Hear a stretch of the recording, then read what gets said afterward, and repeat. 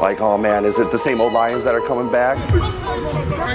We've made it, Lions fans. So these are the times you dream of as a kid, and you grow up, hoping to be in these final games. To our first NFC title game since 1991. The city's been down, and it found a way to get up. The road to get here, well, it wasn't all cupcakes and rainbows. For Jim Caldwell, this is for his job. It was more like paper bags and cardboard signs that read, "Same old Lions."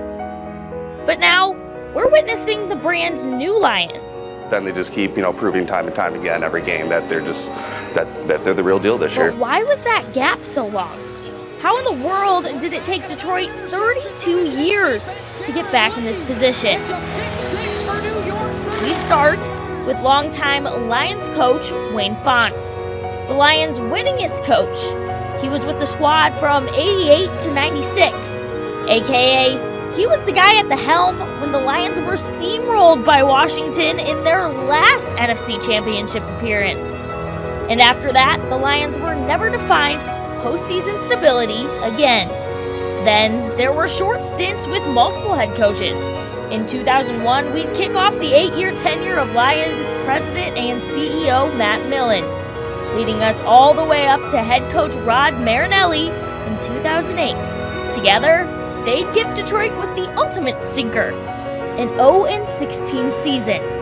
Both of their tenures would come to a close, and the Matt Millen era would go down as the worst 8-year record in the history of the modern NFL.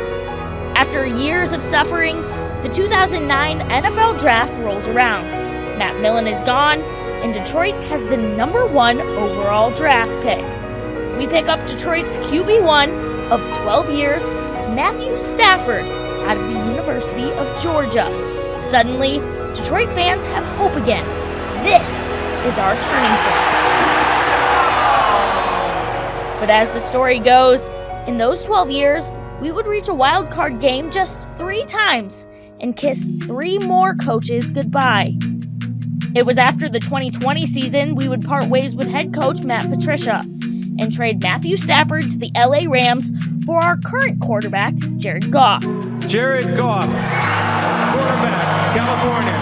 Another quarterback that was taken first overall, this time out of Cal, with the same intent, to win his team a Super Bowl. But he wasn't that guy for the Rams either. So Detroit and LA made an exchange with extra draft picks in the mix for Detroit, which brings us up to the present day. Those draft picks turn into Detroit favorites like Jahmyr Gibbs, Sam Laporta, and Jamison Williams. With a new Ford in charge, the sell-the-team chants have dissipated. There are no more paper bag masks in the stands, and everyone knows this is not the same old Lions. Detroit now has an owner who refuses to do things the way her relatives had in the past. Sheila Hamp. We've got the right people in place to pull this off. The one behind the hiring of general manager Brad Holmes and head coach Dan Campbell. We're going to bite a kneecap off, all right? And we're going to stand up, and then it's going to take 2 more shots to knock us down. It was her vision that got us where we are today. The brand new Lions embody the energy of the city. They're gritty. As head coach Dan Campbell said in his opening press conference, "We're going to kick you in the teeth. And when you punch them back, they're going to smile at you. You're going to get up, and on the way up, they're going to bite a kneecap off. And at the end of the day, they're going to be the last ones standing."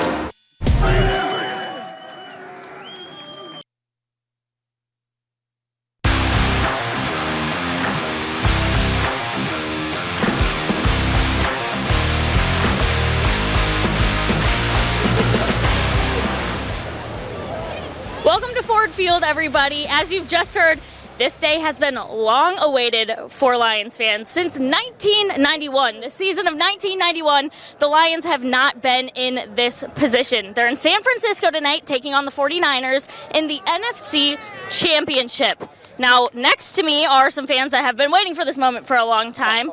We've got Rob, the Lions Fan of the Year, and we'll get into what that means in a second. And then we've got Kyle over here who has a cool story of his own. But, Rob, I'm going to start with you. And James, we can't forget about James over here. He says he's not talking, but we'll see.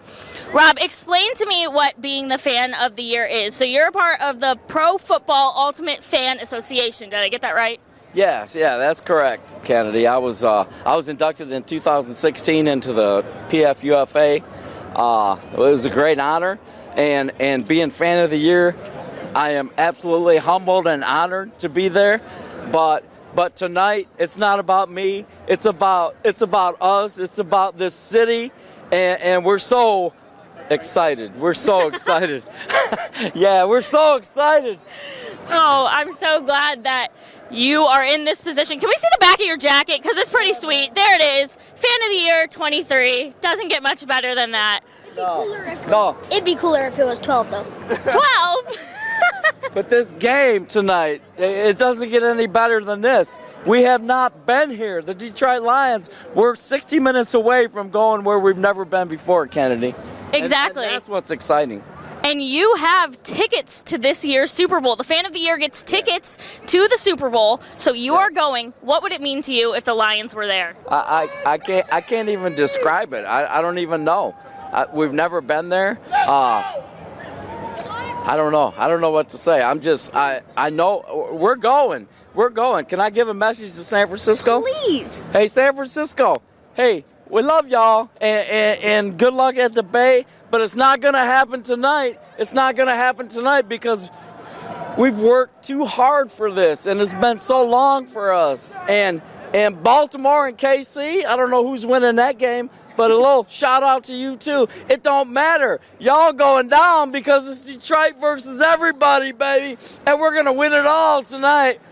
Detroit versus everybody. We're going to win it all. Well, in Vegas, baby. Exactly. We'll take home some sort of championship tonight.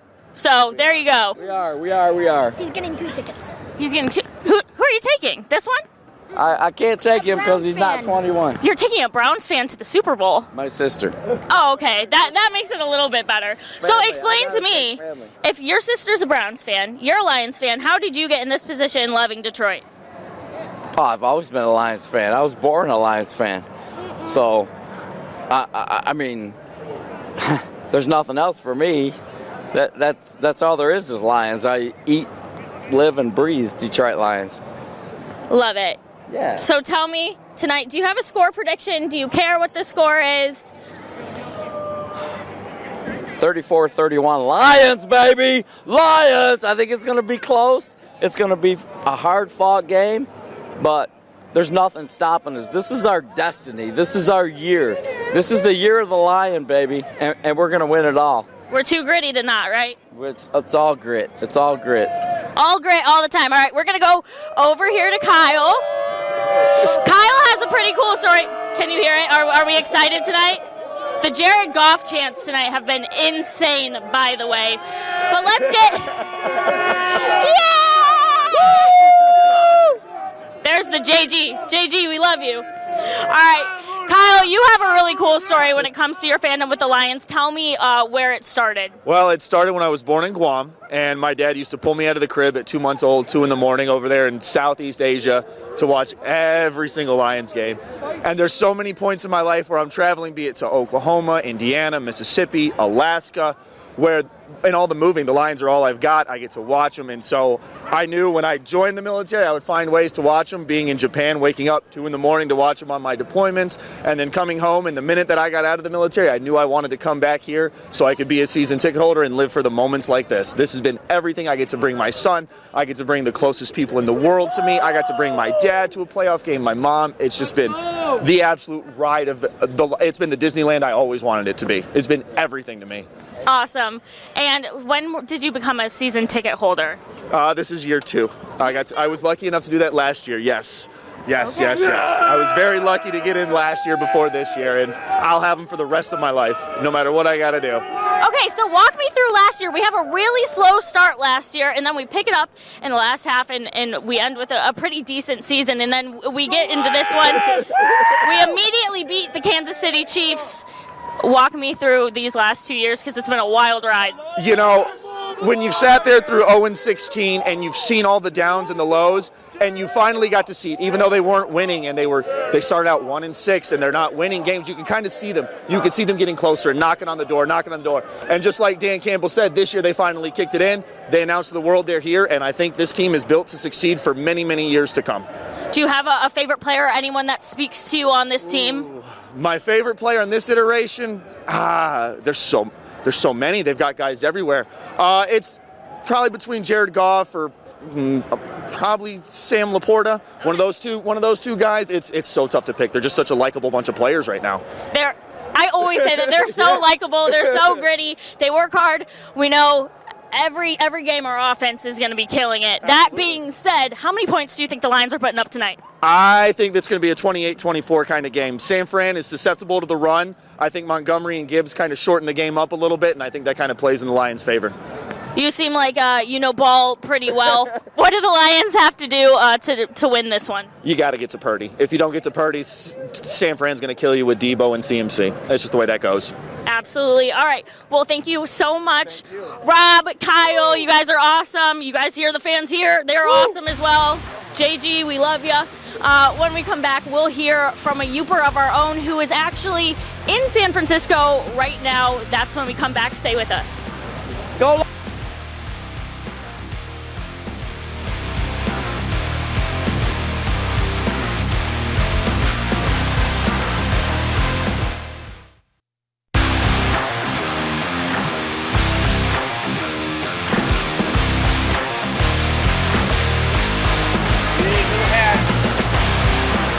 Welcome back. We're live outside Ford Field, but now we're going to hear about someone that's over in San Francisco. She's a Youper, Megan Stefanski. You might know her. The Lions actually helped throw our Lions fans that are in San Fran a party last night. Take a look. Megan Stefanski spent years making the 5-hour trek from the UP down to Ford Field with her father, Donnie, also known as Youperman. Donnie hadn't missed a Lions home game since he got season tickets for Father's Day in 1994. He passed in 2019.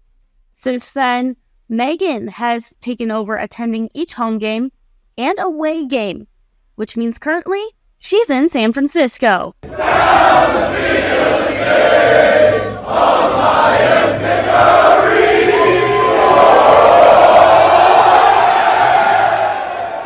A blue wave. There's so much blue here, it's insane. Like her father, Megan is a part of Pro Football's Ultimate Fan Association. I'm actually attending a tailgate by one of our members today. We're going to take over the tailgate. It's a Niner tailgate, and it's going to end up being all blue. And to celebrate their most dedicated fans, the Lions threw a get-together last night for those that made the trip out west. Capacity 10 minutes after the event started. They actually had to start turning people away. We had about 350 fans because that was their capacity, and then still some were sneaking in the side doors. But now she's ready for game time. Confident. We are confident. It's happening. As always, Megan is thinking of Donnie as he never witnessed the Lions getting to this point, an NFC championship as a season ticket holder. I do have my pin, though. She also has the rest of her family with her, the Pride.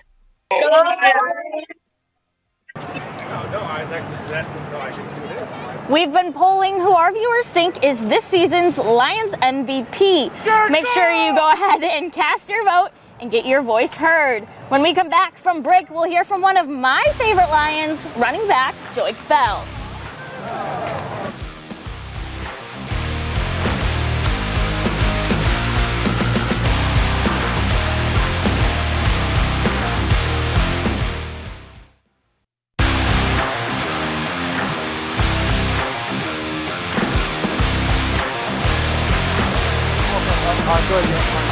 Well, now we've heard from our super fans, but I thought it would be helpful to hear from someone that knows the inner workings of this team. So I sat down with former Detroit Lions running back Joik Bell, and he kind of tells us how this all came full circle. Detroit versus everybody. Running back Joik Bell was born and raised in Benton Harbor, played at Wayne State University, and started with the Lions organization as a security guard during his college years, before eventually being rostered in the 2011 season. It was just full circle. They were on the team with ones that are regarded as the best to ever step foot in Detroit. You played with Matthew Stafford, you played with Calvin Johnson. Talk to me about those days, and then the ability to not quite get over the hump where people thought you maybe should have been as a team. It's about timing, Well, back then, the NFC North was a very, very competitive league back then. It was hard to get past Aaron Rodgers. And, he's a Hall of Famer, obviously. And so was our quarterback as well at the time. And just one of those teams that we always fought with, especially at that last game of the season. The Packers was just a different team with a healthy Aaron Rodgers out there. But just one of those things where you wish you can get that opportunity back. But, a lot of great things are happening now. And everything's divine timing. So everything is happening when it's supposed to happen. And good timing seems to be exactly what the Lions had this year. With Aaron Rodgers out of the NFC North and an injured Kirk Cousins, the division was theirs for the taking. But it wasn't just timing that has the Lions where they are now. We're playing for each other. And in the NFL, I'm not saying that that's hard to come by, but you don't see it often, the way that they're doing it. And according to Bell, this opportunity is well overdue. To get a better understanding of what this current Lions regime has built, I called up Lions beat reporter Matt Broder, who has been in the locker rooms and out at Allen Park witnessing this team's camaraderie all season long. It was a 1-6 start the year before you became a beat reporter for the Lions. The Lions had that midseason turnaround. They won 8 of their 10 games. The Lions finished the season 9-8. Then there's a draft where everyone's a little bit skeptical. We're taking running backs too high. Everyone's got opinions. Then you get to training camp with this team. And what did you notice about this year's squad right away? It didn't seem like a squad that was built or reinvigorated with rookies with that draft class that you were talking about. It felt like everyone was a veteran. It felt like all these young guys, and they were rookies. They were making mistakes and had things to develop. But they came from Alabama, from Iowa, from some of these schools where they played as seniors and they were developed. This is a Dan Campbell word, they were gritty players in college. And that helped acclimate them as soon as they got to training camp with the Lions. This team's confidence. Their first win of the year over the Kansas City Chiefs. Super Bowl champs. Where have you seen them spring from there? I think that game really... I think it really made themselves believe in themselves even more. That was the first major test. It was the first game of the season on national TV on Thursday Night Football against the Super Bowl champions of last year, Patrick Mahomes. And they showed up and played like they belong. It's just been going up and up and up. This team has just continued to improve, continued to gain confidence. And, man, we're in that NFC Championship right now. The Lions are on the brink of doing something special. Helping lead them to this point is, of course, QB1 Jared Goff. He leads with his calmness and his steadiness and that sort of consistently steady demeanor. That's what people feed off of. And I know his play doesn't necessarily, blow people away visually. He's not the sexy quarterback, the Patrick Mahomes type quarterback, but he gets the job done. Like, he is accurate. He's confident. He's clutch. The players love playing for him. I'll just say it like this. All right? Hey, you're good enough for Detroit, Jay. The team and city has officially rallied around their quarterback, giving this squad a newfound swagger. We talk about Jared Goff and his leadership, Dan Campbell and his leadership. This team really isn't scared of anybody. This team isn't going to be bullied by San Francisco, which is a very physical team and relies on bullying the opponent. They're going in there as if they can win it. They're ready. And as always, it's Detroit versus everybody. When we come back, we'll preview tonight's game between the Lions and the Niners live from Ford Field, as we're now just over a half an hour away from kickoff.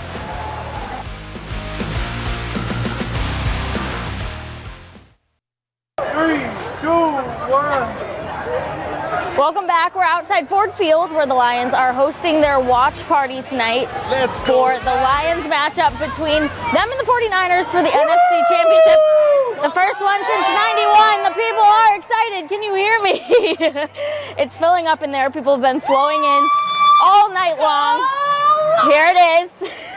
I haven't heard that a million times, I swear. Let's get into the meat and potatoes of this matchup here tonight, though, before my ears stop working. The Niners, the home team on the night, they're a 7.5-point favorite going into this one. San Francisco was in this position last year. QB Brock Purdy got injured during this game last year, so I expect him to really come into this one hungry. They'll look to avenge. Speaking of injuries, Niners star receiver Deebo Samuel will be suiting up in tonight's game after going out in last week's divisional round against the Green Bay Packers. He went out with a shoulder injury, so also expect him to come into this one hungry. Okay, yeah! Now let's take a